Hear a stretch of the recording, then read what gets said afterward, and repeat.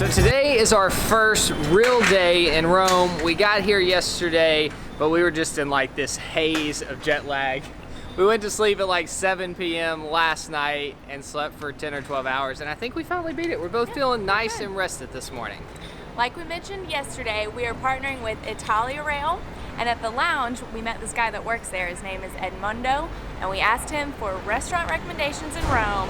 We told him we only wanted to eat places that are super local and authentic and really yummy, and I think he gave us the best restaurant to go to today.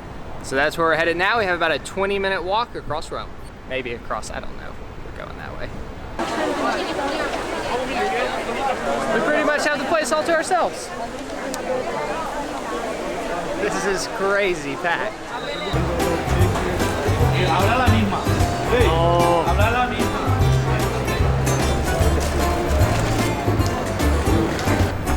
Found a street, no tips.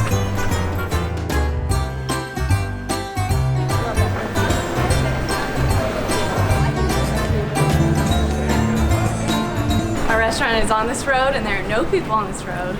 So far, so good. This is definitely a place we never would have found on our own.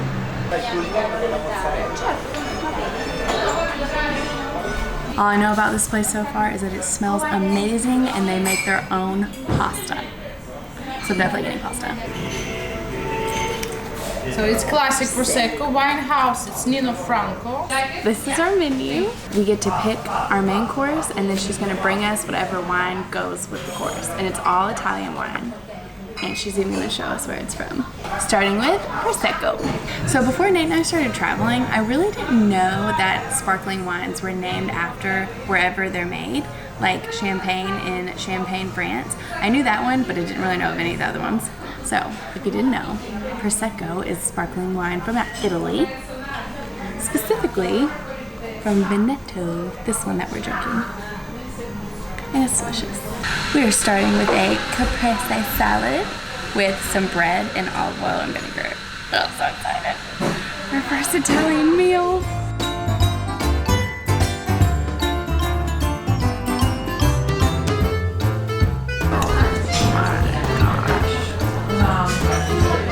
Just cutting through this pasta, I can tell it's homemade. I know that sounds dumb, but I just can't. I'm so excited. It kind of looks like Alfredo. Honestly, I didn't know how to pronounce it on the menu. I just picked it. And I think I made a really good choice.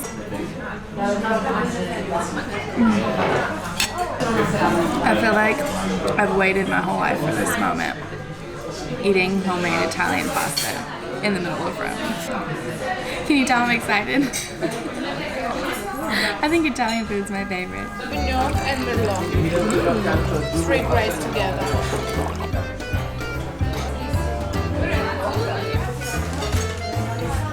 So this is our second plate. I don't know if that's like a thing here, but it was on our menu and I'll take it. I got eggplant with tomato sauce. I'm sure there's some other stuff in there as well.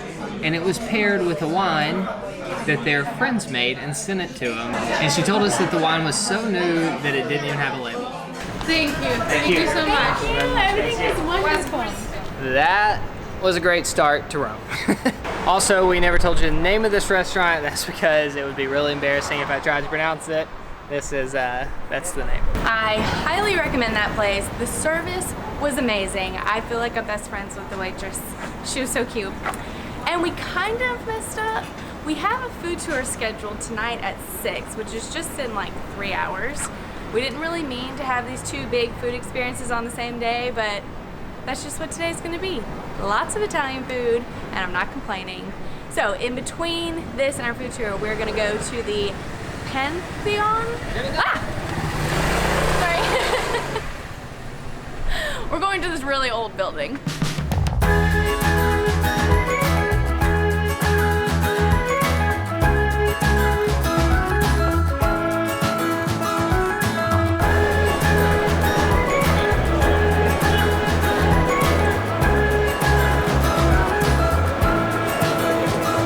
Massive line going into this place, probably because it's free and it's super cool because of how old it is.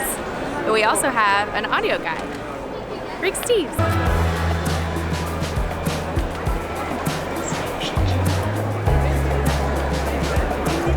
awesome is this wide angle lens. I feel like you're seeing exactly what we're seeing. Normally I'm like trying to decide what I'm gonna fit in the shot, but this you might be able to see more than we can in like So cool. our eyes. We're starting the tour. Rick Steves is super cheesy, but he's free, and I love him. I think he's adorable. He's very informative. It's like your friendly grandpa telling you stories about where you are.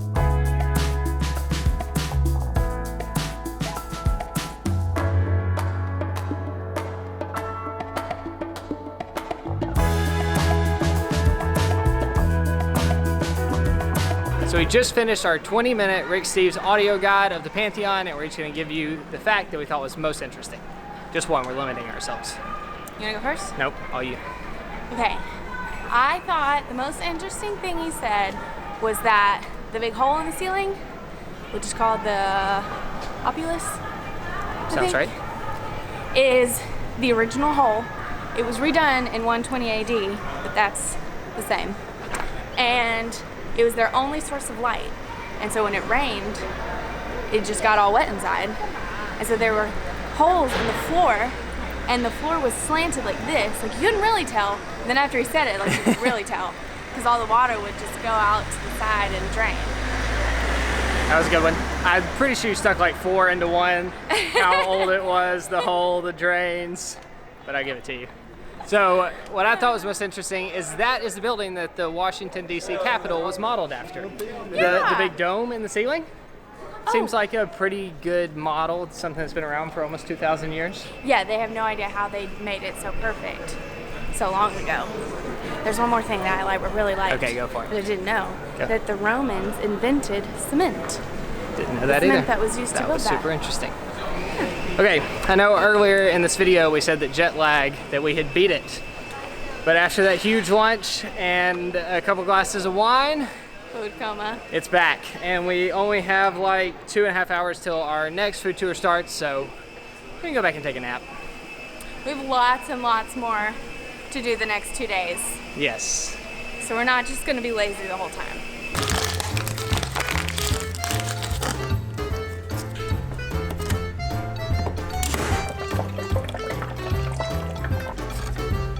Short naps were taken.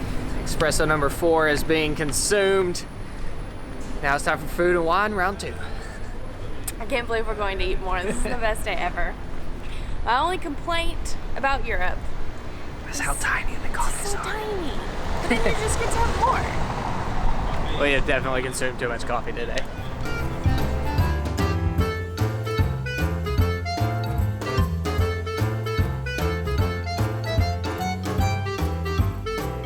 So we're about to go to our first stop with Eating Italy.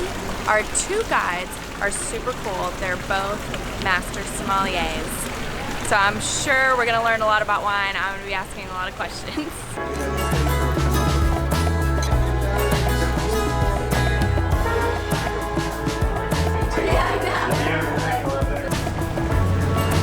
First stop was a success.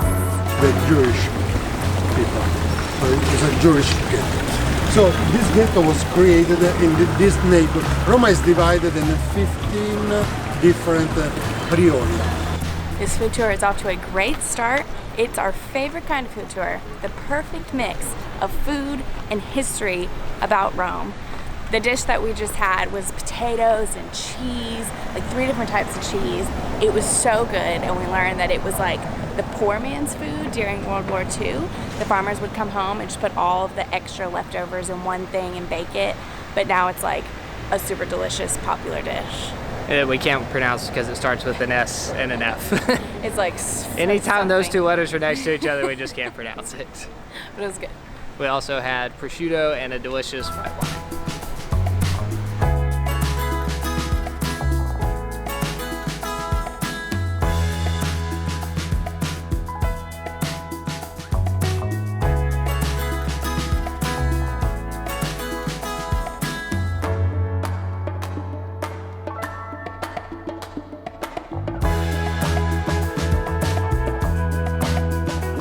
We're currently walking through the Jewish ghetto, and we just learned that anytime you see one of the golden plaques on the ground, it means that someone from that house was deported to Auschwitz and never came back. He said 2,000 people from this ghetto were deported and only 5 came back. It's crazy. And that was the depressing note for the tour. All the churches in Roma are built on top the pagan temple. Yeah, because look, this one was the real level of the ancient Rome.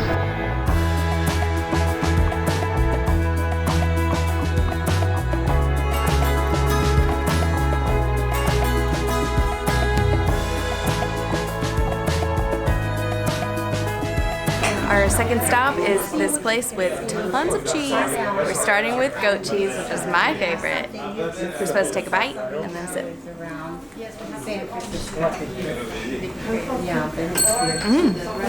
That's nice. He said it's supposed to make it taste sweeter.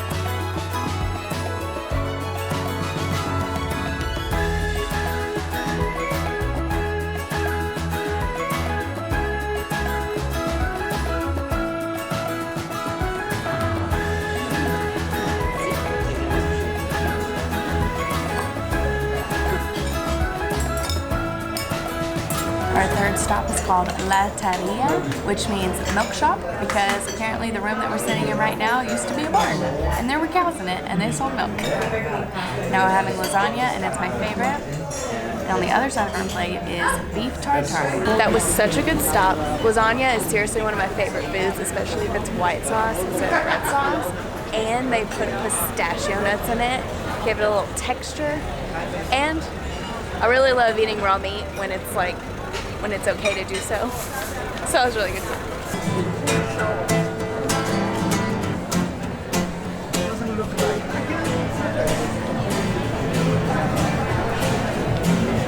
Pretty positive that church was not on the itinerary, but our guide is like super passionate about his city, and we all seemed interested in the church, so he took us in. The entire ceiling is made of gold.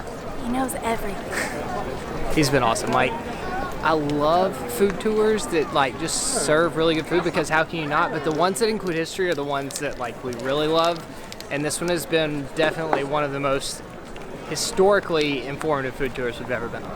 And he just casually, like, when we walk by anything interesting, he just talks about it. And in Rome, you're constantly walking by something interesting. Seriously, like, I can't put the camera down. I just keep videoing. This is awesome. Today's vlog is going to be so long. Yeah, sorry about that.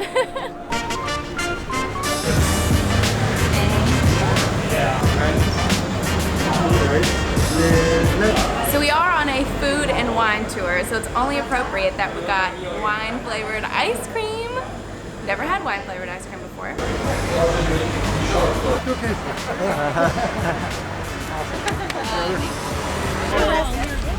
Yeah, guys. Bye. The gelato was our final stop. Hopefully it was not our last time having gelato in Italy, because it was awesome. And this trip was so good. Marco was the best guide, so if you come and do this tour, you have to get Marco. He was so passionate, and it just made me so happy. Passionate about the food and the city. Like, it Yeah. was a great combo of both. We've said that multiple times, but it really was. And this was an awesome first day in Rome. I'm kind of scared like it doesn't get any better than this. Yeah, hopefully we can walk it all off tomorrow. It's been a lot of eating We're going today. to the Coliseum tomorrow. I'm sure it'll be great.